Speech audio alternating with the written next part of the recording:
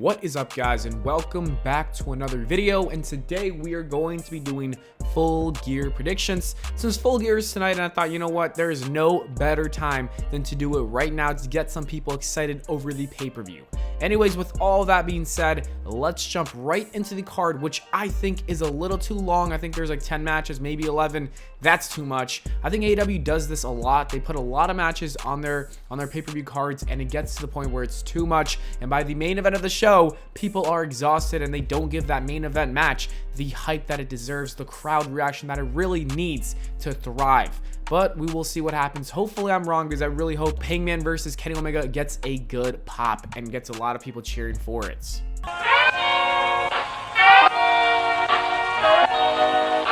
The first match of the night we're going to go over is Pac and Cody Rhodes versus Andrade and Aleister Black.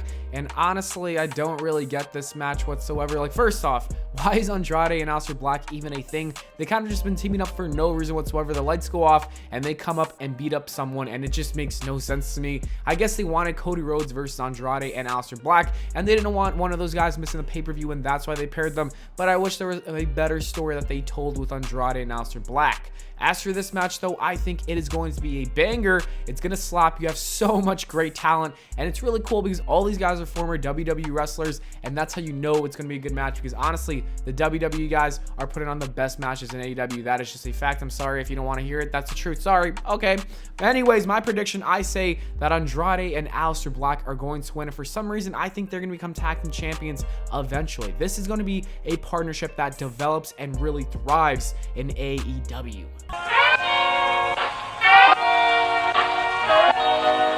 The next match of the night is Christian Cage and Jurassic Express versus the SUPERKLIQ. And I'm pretty sure we already saw this match. It happened on AEW Rampage during the Grand Slam thing at the Arthur Ashe Stadium. Like, I am pretty sure I watched this match live, and it was fun and all, but like, why are they doing it again? I don't get it. I would have preferred, honestly, seeing a singles match between Christian Cage and Adam Cole instead of this. But I guess, like I said before, they want to get a bunch of people on the card, and they don't want the Young Bucks or Jurassic Express missing this pay-per-view. So it kind of makes sense, but I'm not too invested into this match. I say that Christian Cage and the Jurassic Express get their victory because the SUPERKLIQ beat them before, and they even beat them when they teamed up with Kenny Omega, and I think it's time for them to take a victory.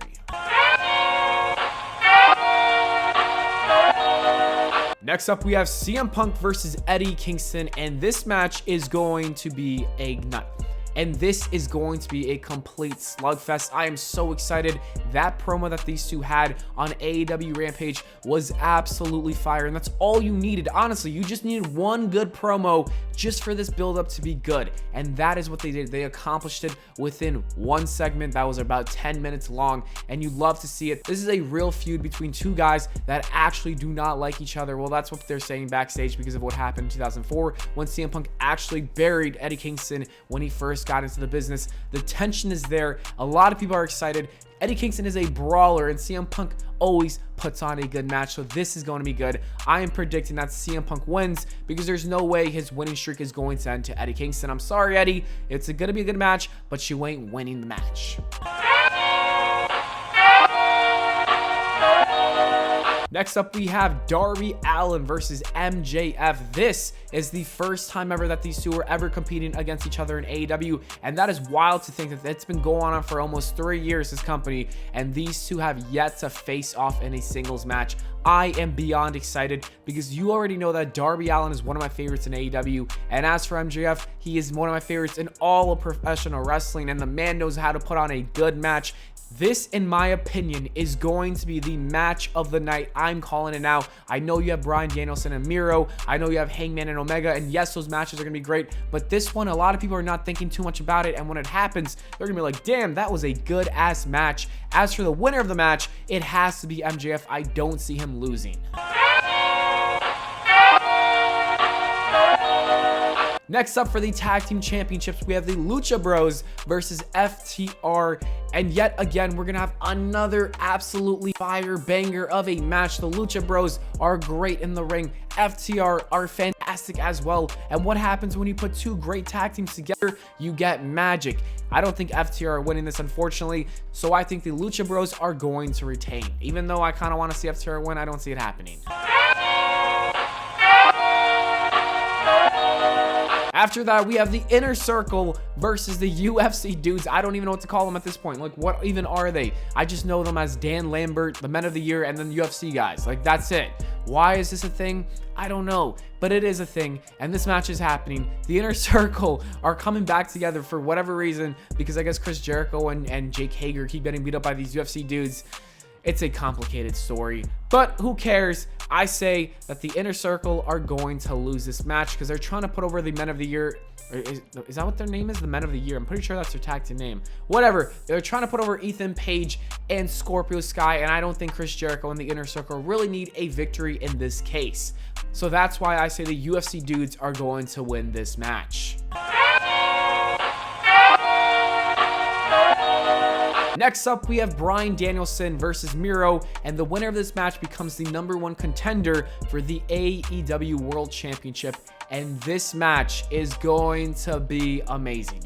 Like I said, I think Darby and MJF are going to low-key steal the show, but this is going to probably be the second best match on the card because Bryan Danielson has been putting on the best matches in AEW in the last few weeks. Like, if you look at his resume, this man is putting on banger after banger after banger after banger. It's actually incredible to witness it go down in history. Like, this is a special run, and the fact that he left WWE for this was a wise decision. And Miro is also doing some of the best work of his entire career. I thought his promo the other night on AEW Dynamite was the best thing about that show.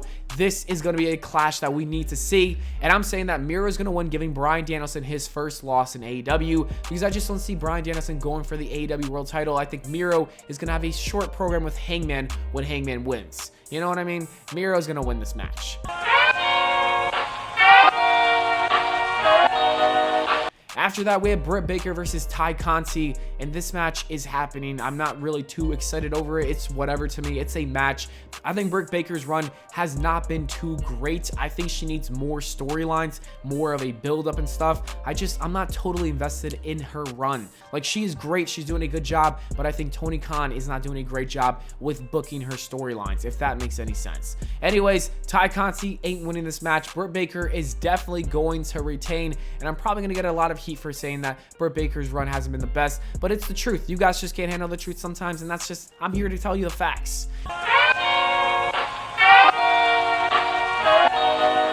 Anyways, as for the main event of the show, we already know what it is. It is Hangman Adam Page taking on Kenny Omega in their long-awaited rematch, but this time it is for the AEW World Championship.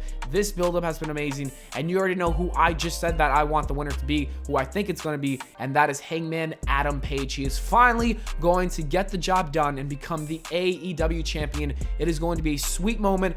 I just hope that the crowd isn't too tired for the match. You know what I mean? Because like I said earlier, they're going to get a little tired. Anyways, that is it for the video, guys. Thank you so much for watching. I hope y'all enjoyed. If you did, please make sure to leave a like and subscribe for more. Let me know your thoughts and your predictions in the comments below for AEW Full Gear 2021. And on the screen right now are some other videos that you should totally check out if you have some free time. So go ahead and click one of them. I will see you all in the next video.